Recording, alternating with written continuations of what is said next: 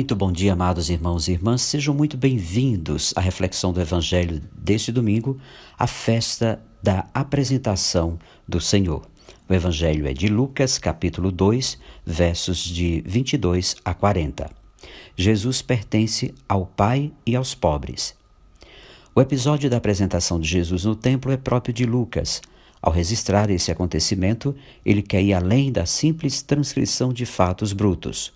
A narrativa da infância de Jesus tem, portanto, um objetivo teológico. No primeiro ponto, Jesus pobre pertence ao Pai. A cena vai mostrar Jesus e Maria e José. Maria e José levando o menino Jesus ao templo, a fim de apresentá-lo ao Senhor.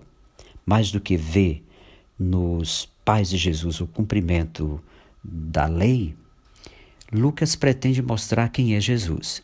Em primeiro lugar, ficamos sabendo que os pais de Jesus são pobres. De fato, de acordo com Levítico 12, 1 a 8, a mãe devia, por ocasião da sua purificação, apresentar a Deus um sacrifício. As mães ricas ofereciam, de acordo com a lei, um cordeiro. As mães pobres ofereciam um par de rolas ou 2 pombinhos. Foi o que Maria e José ofereceram, sinal de que eram pobres. Jesus, portanto, nasceu pobre no meio dos pobres. Em segundo lugar, aprendemos que Jesus pertence exclusivamente ao Pai. De fato, Jesus, portanto, foi consagrado a Deus. Havia, contudo, uma lei que permitia o resgate do primogênito, e isso se fazia mediante a oferta de um animal. Ora, Lucas não fala dessa oferta, e assim descobrimos que Jesus foi entregue por seus pais ao Pai.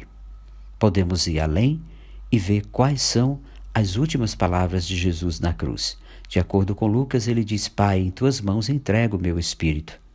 Portanto, a entrega que José e Maria fazem do filho ao Pai se completa quando Jesus entrega toda a sua vida nas mãos de Deus.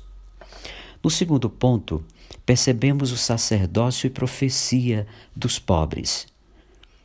Esta cena apresenta 2 figuras importantes. Em primeiro lugar, Simeão. Lucas nos diz que era justo e piedoso, esperava a consolação de Israel e o Espírito Santo estava com ele.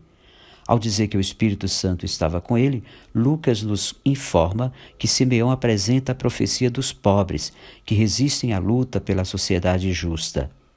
De fato, para Lucas, o Espírito é a força de Deus que agia nos profetas do Antigo Testamento, nos profetas do Novo e em Jesus. Lucas, talvez ironicamente, não fala dos sacerdotes de plantão no templo, encarregados de acolher Jesus. Por que será? Fato é que quem acolhe Jesus é Simeão, que mora no templo e não é sacerdote. Além disso, é estranho que Simeão dê a bênção aos pais de Jesus. Portanto, Jesus é pobre apresentado a Deus por Simeão, o representante de todos os pobres de ontem e de hoje. De fato, ao iniciar sua atividade, Jesus proclama que veio para anunciar a boa notícia aos pobres. Simeão é discreto, como homem justo e piedoso.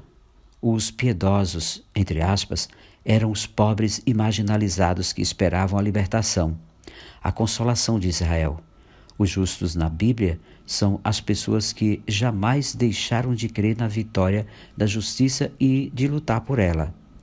Comparando isso com a primeira leitura de hoje, podemos perceber que essa primeira leitura afirma que temos aqui o início de um novo sacerdócio, ou seja, o sacerdócio dos que lutam pela justiça.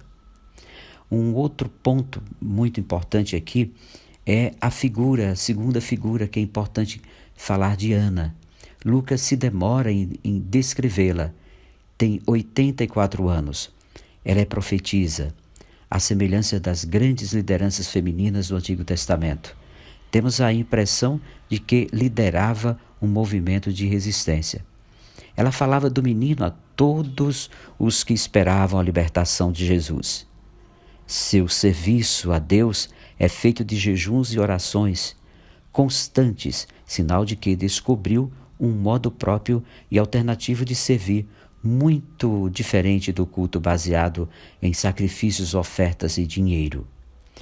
E o terceiro ponto, Jesus no meio do povo, depois de mostrar Jesus nos braços dos pobres e por meio deles entregue a Deus, Lucas o apresenta agora no meio do seu povo. José e Maria são de Nazaré, na Galiléia, lugar onde Jesus iniciará a sua atividade proclamando a boa notícia aos pobres. O autor desse evangelho compara as figuras de João Batista e Jesus. O primeiro vivia no deserto e crescia em espírito. O segundo mora na cidade de Nazaré, no meio do povo, e cresce em sabedoria. É nessa cidade que mais tarde anunciará seu programa de libertação.